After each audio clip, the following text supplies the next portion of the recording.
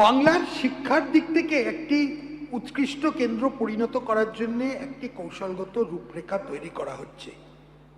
এর জন্য কেন্দ্রীয় সাহায্য পুষ্ট পিএমসি প্রকল্পটি বাস্তবায়িত করা হবে, যার মাধ্যমে নির্বাচিত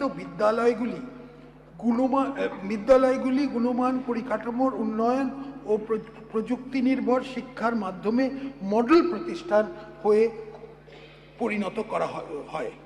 এই উদ্দেশ্যে আমি 2100 কোটি টাকা বরাদ্দ করার প্রস্তাব রাখছি।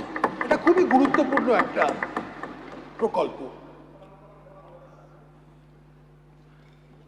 বিশ্বমানের কারিগরি ও ম্যানেজমেন্ট প্রশিক্ষার উদ্দেশ্যে ভারত সরকারের সহায়তা উত্তরবঙ্গে একটি আইআইটি এবং একটি আইআইএম স্থাপন করা হবে।